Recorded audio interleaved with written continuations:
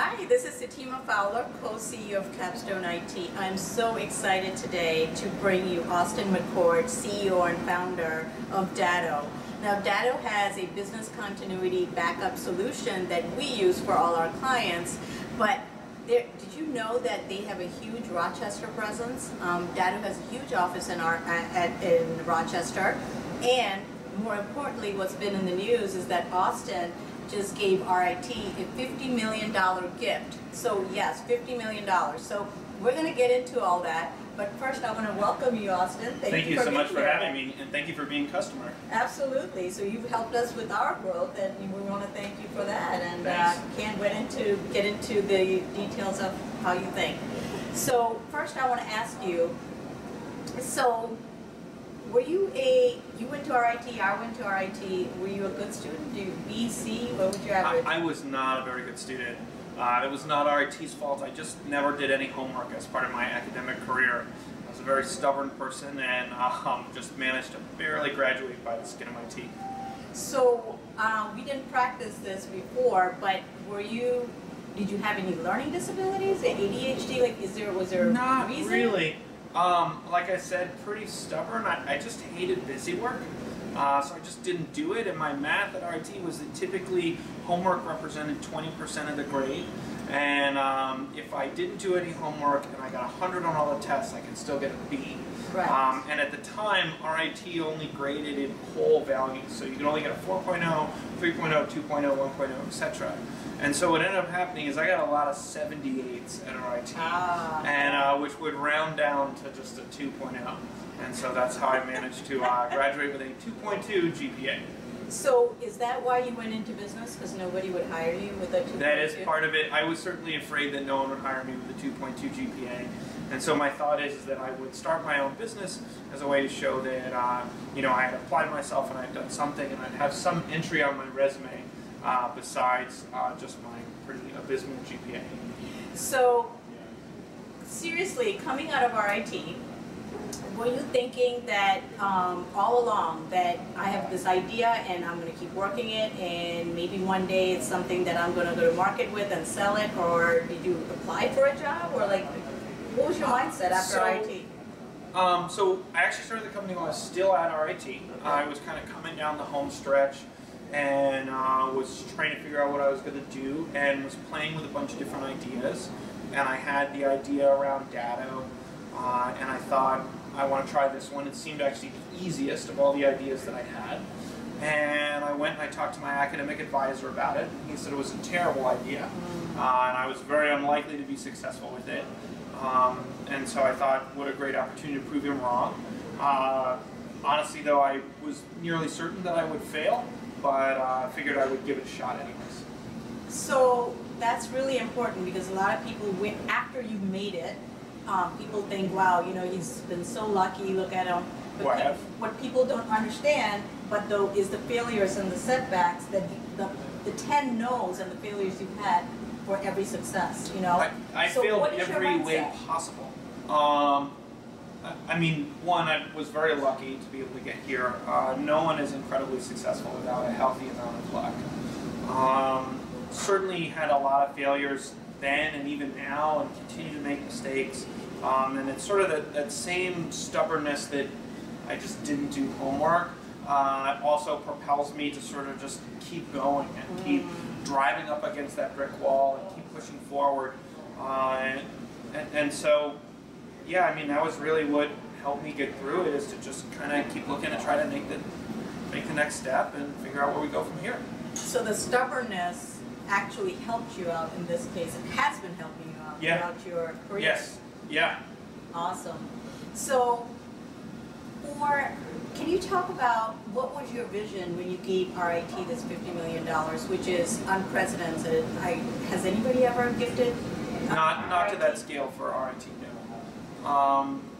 So it actually started a long time ago that I had a conversation with the previous university president, Dr. Dessler, and he was sort of trying to encourage me that I should give something back to the university, and that it would be a good thing, and that it could really help put RIT on the map. And if Datto was incredibly successful, that I would be able to do so. And so we sort of came up with a math formula around it and picked a number that was just ridiculous that I actually never thought that I would reach, but I said if things go really, really well, like 50 is the cap, according to this math formula, like as it applies and then up to 50. And so Datto more than exceeded what I ever thought that it would do. And when I recently went through a transaction where I sold controlling stake in the company, I had an opportunity to actually fulfill kind of that commitment or that pledge that I made to university and make the donation. And so it's interesting because it's something that I'd known for a long time that I was going to do, but I'd asked the university to, not say anything because it's sort of, that's how you jinx everything, is to announce something before you're able to do it. And so then finally I was able to make it happen. So now you had all that good karma from everybody hoping Datto's success. Yeah. That's great. Yeah. So what is your vision for that gift? So I'd like to see RIT use it to do two things. The first of which is to combine RIT's two strengths, which is an incredible engineering school as well as an incredible art school, and to build a space where those two skill sets can come together and create something. And that'll be a very, very large makerspace that I'd like to see RIT build, and that's what they plan to do. In addition, it obviously makes sense to pay a little bit of homage to everything that Datto has helped me build, and so I'd like to see RIT really expand their presence in cybersecurity. And there's a huge opportunity for the university to lead there, and they're going to use some of that money to do that as well. That's awesome. Thank you. So, you talked about how your stubbornness has always helped you. Can you talk about other things besides having a really good product at the right time when we needed it? What else has helped the success of Datto? I mean, having a really good team is really important. I'm one person out of a 1,400 person company, so it takes an incredible team to make Datto happen. I think having a clear vision of what you want and not being afraid to push for it has really helped Datto along the way.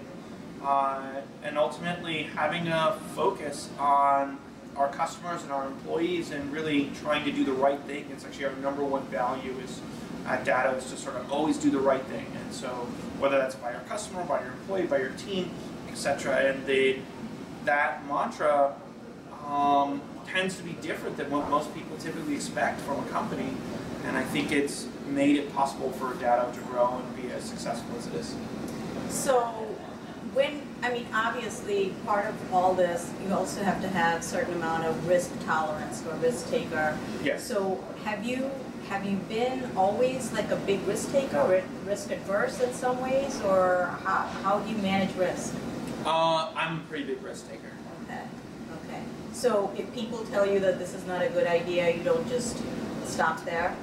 So that's how you egg me on. Okay. So that's a driver for you. Yeah. I'm always sort of looking for another way or to try to figure something out. And then all of the advice that I got in the early days of Datto were that I shouldn't do it. And I did it anyways, and I got very lucky. I think that, I don't know, I'm not afraid to sort of find my own path or find a different direction or look for that other path. Granted, I'm not crazy, I'm just going to do something just ridiculous, but I'm not afraid to try to do something unexpected.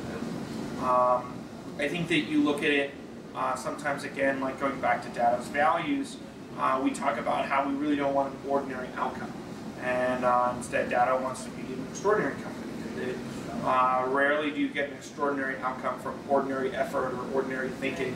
And so it kind of requires you to push those boundaries all the time. Okay. So when somebody's like so focused and going after the impossible, what does a typical day for you look like? Do you get out of bed like around noon, or are you definitely not around noon. So actually the best part of my job is there is no typical day. And I think about it that on Friday I was in the Rochester office and I flew up Friday morning to be in Rochester. We're here now in Arizona. and it's Monday, and I woke up in my own bed this morning at 3:30 in the morning to fly here, and I'll be flying back on the red eye because I've got to be in the office in Connecticut tomorrow. You don't have a private plane? It's insanely expensive, and I can still be frugal. Wow. Wow, I thought you would have like multiple jets and all that. That's not... With the big sale. Can you talk about the sale then? Yeah, sure. So I went through a process. Datto was actually getting ready to go public. And what we realized is that the public market investors may not fully understand our story and understand the value of the MSP market. And along the way, actually, we was approached by a variety of different strategics and VC firms, PE firms, and ended up running a process and finding an incredible partner in Vista Equity.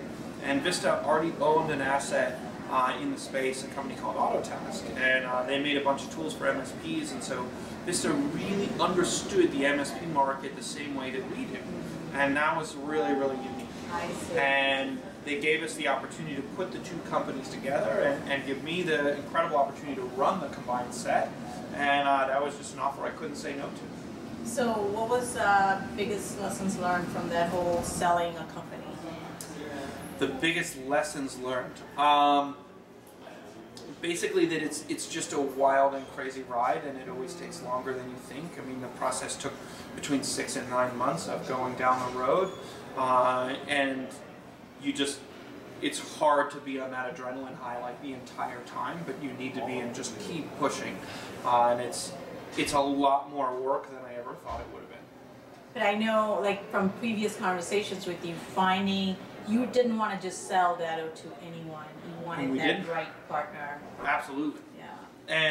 And we're lucky that Datto was and is a very successful business. So we had a lot of great partners that were available. But Vista had some unique benefits and the ability to put Autotask together, and that deep understanding of our market space really separated them from the rest of the pack.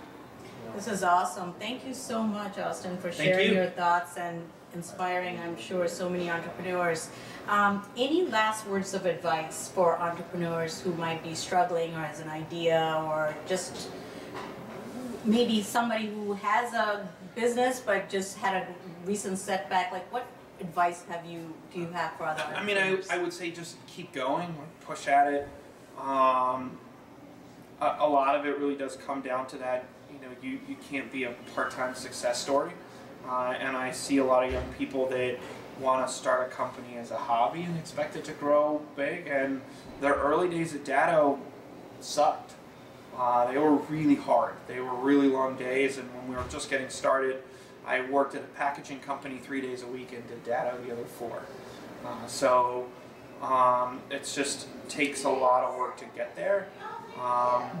And if you really want to build something big and meaningful, and I'm sure you've just got to put in an enormous amount of effort to get there. It's a lot of work. Yeah, absolutely. But I wouldn't have it any other way, Exactly, you got to love it. Yeah, you got to love it. And it's that adrenaline that keeps you going. So, well, thank you so much. Thank you. I really appreciate your time, and I'm sure our viewers got a lot out of this, and it's very inspirational.